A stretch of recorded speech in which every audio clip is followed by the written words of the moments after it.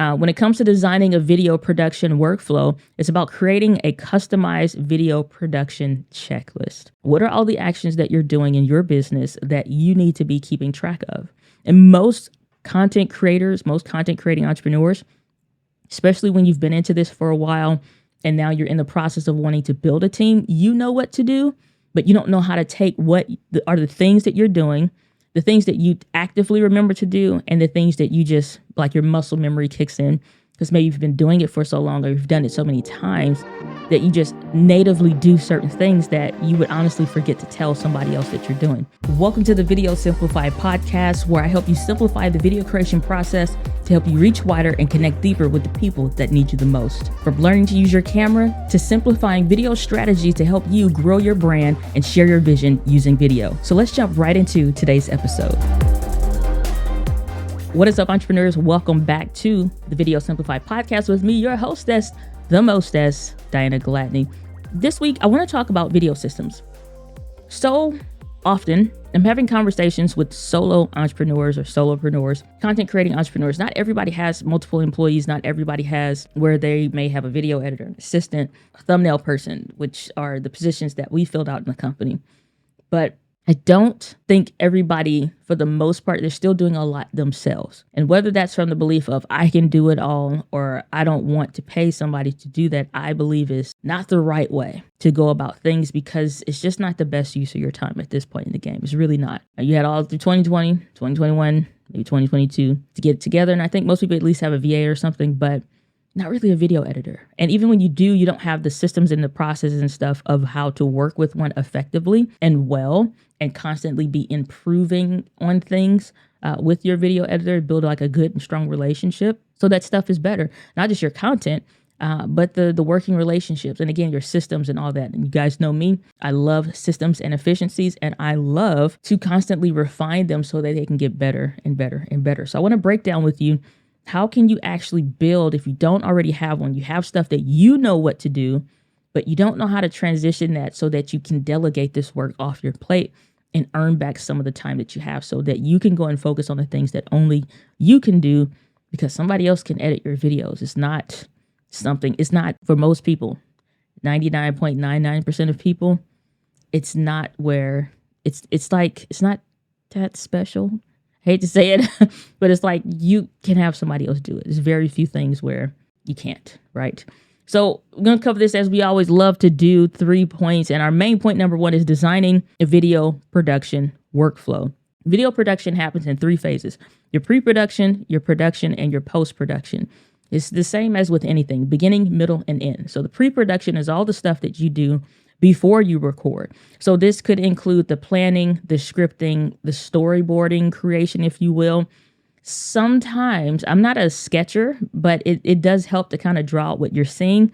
For me, it's not a drawing out what I'm seeing. It may be audio, doing an audio recording of what I'm imagining. And so that's why I have it on my phone. I have it on my watch, my Apple Watch, as a quick action to start a voice memo. Or you can say to the Alexa or the Google Assistant to start a voice memo or a voice note or something like that. And then you capture your ideas. I have quick actions and stuff set on the computer so that I can take my ideas and log them over into Apple Notes. That's what I capture all my ideas, and then I'll put it over in Apple Notes. And so there's easy ways to do that. I talk about that, as you know is coming, in my book, The One Right Video. And so that's now available. Again, it's been a bestseller on Amazon, and I'm super proud of this. But I talk about that in my setup of how I go through that process. So you have your pre-production phase. Then your production phase, this is the active recording. So if I was having a camera off to the side and doing a BTS or behind the scenes, then you would see it would be like the active filming, the equipment setup, the lighting considerations, if you will. What are the things I need to consider based on the time of day I'm recording, the where I'm recording? So it's different if I was to record a podcast, for example, in my hotel room and the stuff that I'm using versus what I'm using now in my regular home studio. And so understanding what are the things that you need to do for that. I feel like for the most part, everybody kind of has that dialed in, at least within the Video Simplified community. But if you're new to video and all this stuff is new to you, you may not. And the first thing is always like with that aspect, just a quick pro tip here, what you invest in and use for your audio, your lighting, and your video, at least to start with, that's not the whole equation, because I've talked about the Alvis hierarchy of investments, where it's the what order you need to buy stuff in to make sure you're buying an efficient system and setup. And I talked about that in a previous episode of how I build out my creator kits so that you are building a system. I highly encourage you to check that episode out. But when you're going through that pre-production phase, what are all the things that you need in order for you to execute and doing what you're doing? Then you have the post-production, and this can include the editing, any audio presets or enhancements and stuff like that. Maybe removing background noise using a tool like Auphonic or something like that. If you use, like, if it's a podcast, for example, and you use a site like Buzzsprout, you can pay, I think it's anywhere from maybe an extra $5 to maybe $10 a month, maybe $8 of what they'll do it. They'll basically have an Auphonic built in specifically for podcasting, and it fixes all that stuff. And so you don't have to do any of that stuff. It'll automatically do it for you, just a little add-on to your plan. So that could be included in the post-productions, because technically you could just upload the whole finished audio and just put it right in Buzzsprout and don't worry about the leveling of the audio and all that other stuff.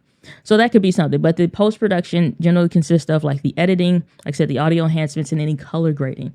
So for example, one of the things that I've done in my business is already we add the LUT in Ecamm Live, because you can do that. So you don't have to necessarily do anything else. It's already there. So that's the other thing. When it comes to designing a video production workflow, it's about creating a customized video production checklist. What are all the actions that you're doing in your business that you need to be keeping track of?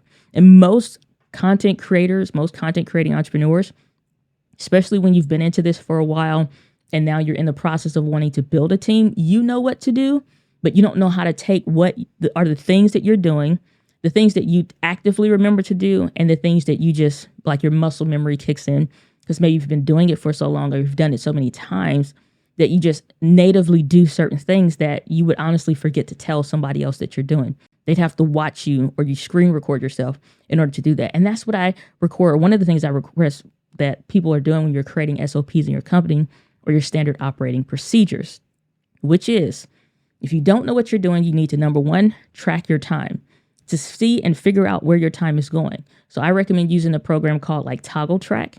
And that way you can track and see, like right now it's saying recording the video Simplified podcast. So at that point, I know I'm recording the podcast and for how long it took me to execute on X number of episode length. So I can see if I went over based on, my content quadrant and what I intended to do for that episode, or what. Even for regular videos, I do the same thing.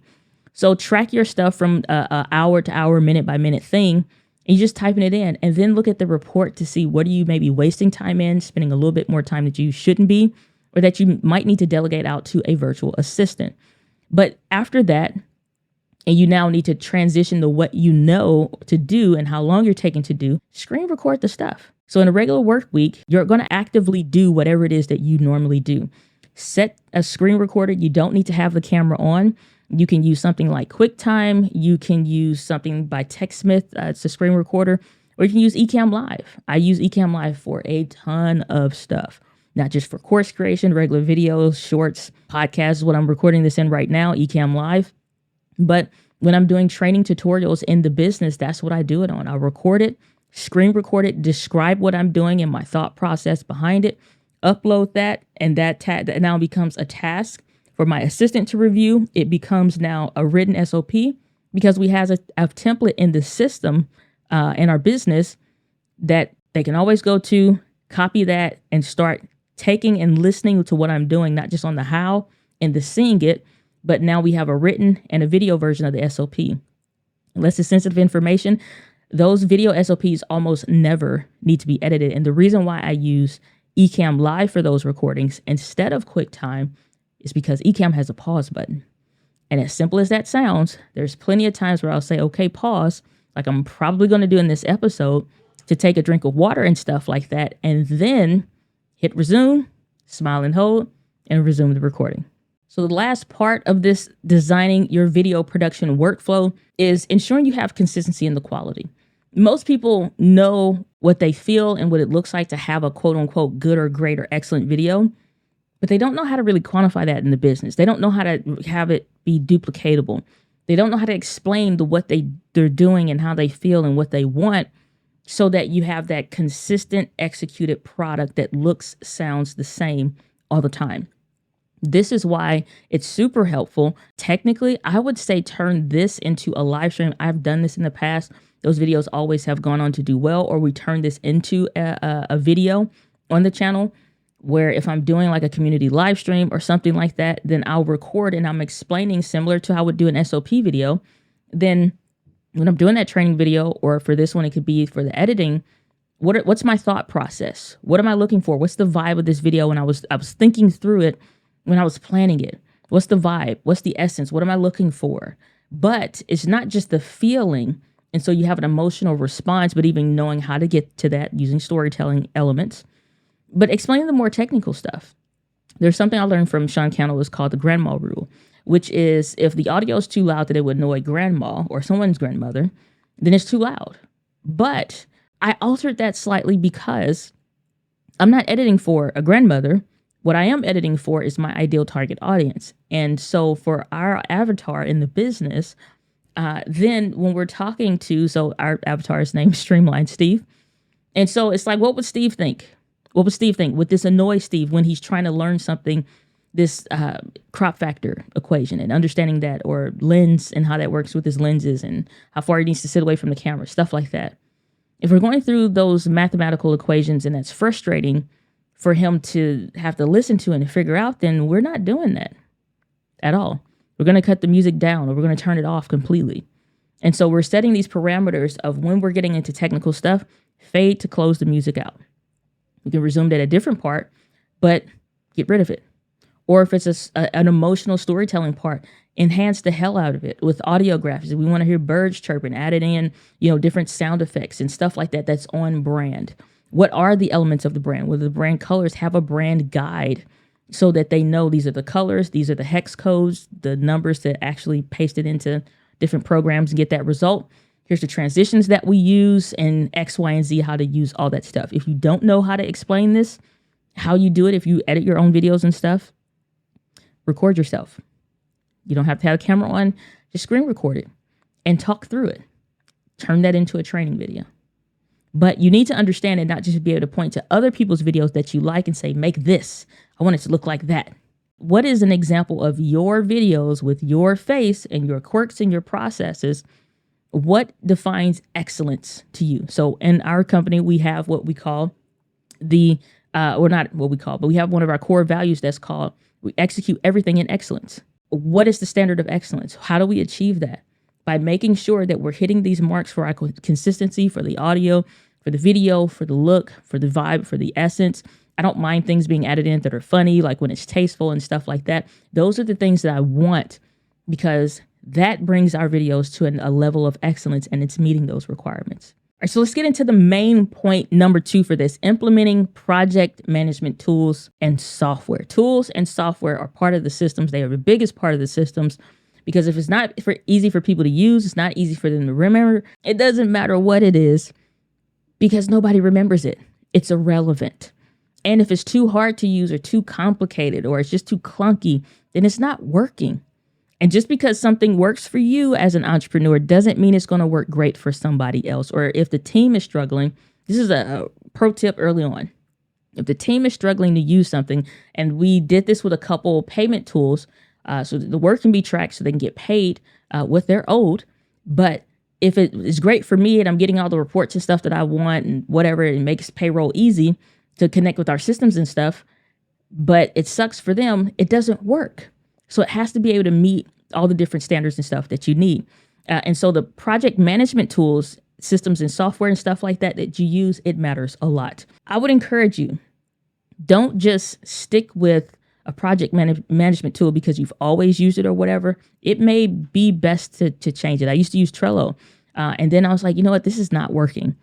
Or this is not doing it for me. I tried ClickUp, and I think ClickUp to a point was for me personally For what I wanted to do with it, it just was awful. It just was not working. And for other people, they love it. And everybody has their different things. It just depends. For the kind of work that we do in the business and the nature of our work, Asana works best. So explore the different tools of things that are not just great for you and what you would need. When you're assigning work, it's always, super easy.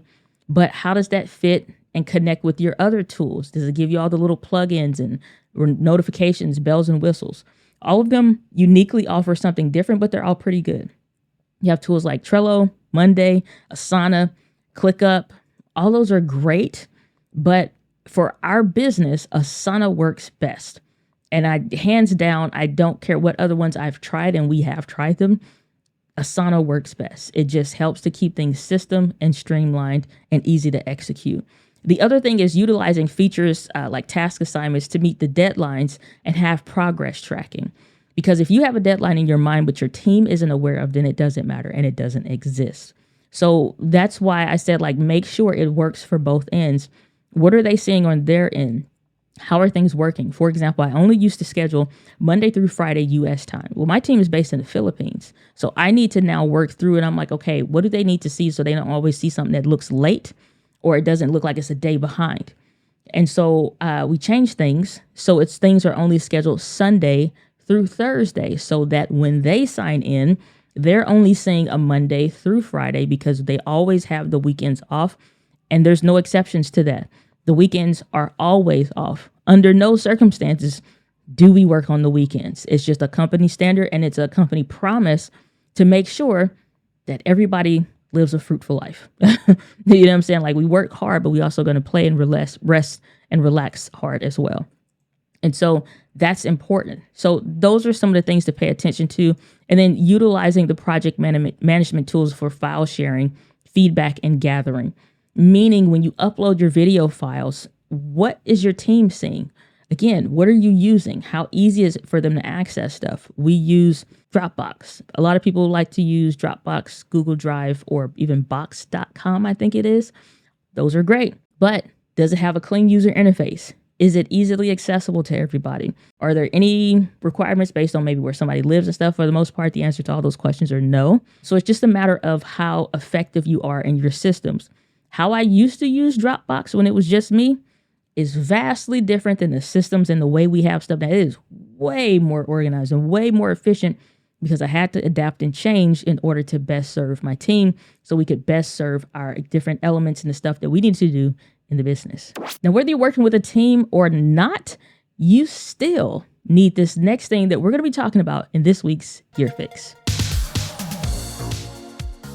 This week's Gear Fix is brought to you by Autopod. This is actually a software that works for Adobe Premiere Pro. I wish that this worked on Final Cut Pro, but it is so amazing. If you are using and creating podcasts, whether it's for clients or for yourself, it could be both.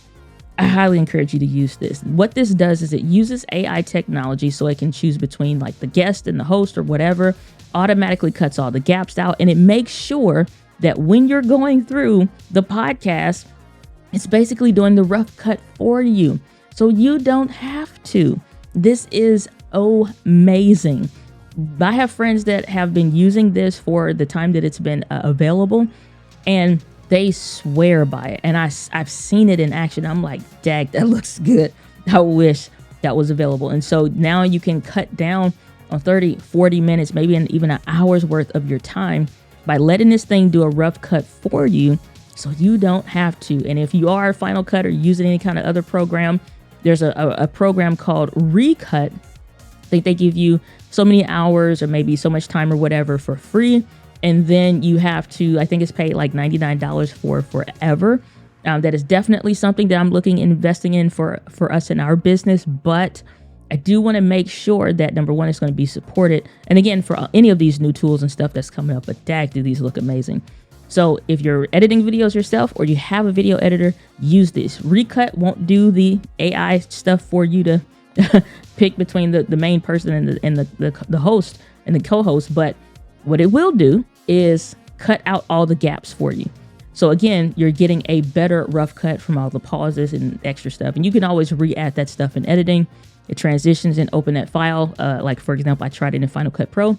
It works amazing. So try Autopod or try Recut, and that is your gear fix for the week. All right, so we have talked about designing a video production workflow, implementing project management tools and software. But the other thing is that I forgot to tell you before we went to the gear fix segment is that when it comes to uploading the videos, we have transitioned from just using Dropbox alone to Dropbox Replay. What Dropbox Replay does is, if you are familiar with frame.io, it's a tool that most freelance video editors would use. They upload their video projects. They'll send the link to the client for them to review and leave notes on. For the changes that they want, they can see it. And then that integrates with their editing software. And then from there, they're able to go ahead and make the changes, and it makes it very seamless. Well, once I brought on an editor for the team, and I was like, is this working for you with us just using Dropbox, or it's kind of slow, or Dropbox would introduce errors that are not in the real file when you download it and stuff? Then we just would decide, like, you know what, this isn't working. Let's try Dropbox Replay, and it's worked out great for us. And so that's part of the systems and efficiencies to make sure that when I do go through and I'm making changes and stuff, I can circle something on the screen, leave notes and the like, or mark it into an approved status, download it, and move on. And so those are the systems and stuff. It's not just assigning work, but the review process that moves you into the post-production phase as well. Main point number 3 here is optimizing your video publishing and distribution. This is where your virtual assistant now comes into play. Because when it comes to creating a content calendar for you to publish your videos, having a schedule is good for you. It's great for you, number one, especially if you're somebody that's afraid of having commitments, or if it's someone that is like, you want to do it when you feel like it, or you have a loose schedule, essentially. And I've operated that way for a long time, so I'm aware of it. And I've also adhered to a strict schedule. So I've done that as well. My thing is having a regular schedule, even if, let's say, you don't publish Tuesdays at 2 p.m. all the time or whatever, because it didn't used to be subscribe buttons on YouTube. So you had to have and publish it everywhere, brand it, adhere to it. So everybody would know when to come back to the channel, because you had to go off of RSS feed. It's old school YouTube. But now you don't. You have notifications sent to your phone and all of that.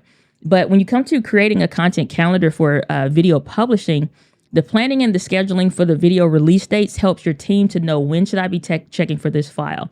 So right now, what we're operating off of is the upload by Wednesday for sure, so that we can start working, get the file reviewed, and then move into the file being done. So by the Monday of the next week, the podcast is done.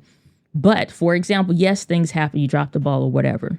You guys know it's not any secret I have stage 4 endometriosis, and it's not always easy to adhere to that. But at the same time, I do my darndest to make sure that we are getting that before, so it's not any last minute work. And so making sure we push that back far enough makes it make sense. Coordinating video topics and themes for different marketing campaigns. So when we were working on the book and it was just like going through the writing phase, I'm going off of an outline of, by these dates, this is what we should be working on. If things get off and out of alignment, we're using tools like Slack to stay in communication about what's happening, what should be happening, what's falling behind, what do we need to change so that we can refine the system. The most important thing that I'll say about all of this that we've recently made a change in is when it comes to the video publishing. When I would go out of town and I'm doing a talk, so like an event like Social Media Marketing World, I spoke at, People of Video. I've gone out to do and spoke at the event, the mastermind event with Ray Edwards. When I'm going out of town and I'm doing one of these talks and one of these events and stuff, sometimes, again, like I just get hit from the physical strain of it all when I get back home and I just don't feel well. A few times when I came back home, we had just enough content to go through, plus our reserve stuff that we have on our board, so that when we're running low or somebody finishes early or whatever, or something just doesn't take as long as we thought, there's still work on the board that can be done. This kind of evergreen stuff, or it's like a month out, so no rush on this, but it needs to be out and done by X, Y, and Z month, like two months out in advance, for example. But what we found is that when I go out of town, stuff falls apart, because if I'm the main talent for the videos. There's nobody else to record for me. And either I don't get to it to get as much content as should be to get us through the week. And then the week afterwards, then if I'm sick for a week, it's like, well, we out of content. We did all the other stuff. It's like, dag, what should we do? And it's like, okay, so I brought the team in for us to discuss this. So I'm like, what do we really need to do? And we came up with a 3-week content plan so that if I'm planning to go out of town, I need to have 3 weeks worth of content. So this is the week that I'm planning to go out, or the week I'm traveling, because I'm getting my clothes ready. I'm finishing any appointments. I'm doing all the stuff that needs my reviews, stuff that only I can do for that week. And I'm usually distracted. So it's not a great week for me to record content. So I need content for that week. I need content for the week that I'm actually gone, because once I'm gone, I'm gone. I will usually make videos while I'm away, but I can't always upload that while I'm there because sometimes the internet sucks or the connection messes up or whatever. And so it may be something that I upload once I get home, but it's not something that I have at the moment, to upload or whatever. So those videos don't exist until they do, as far as them being uploaded. That's that week worth of content.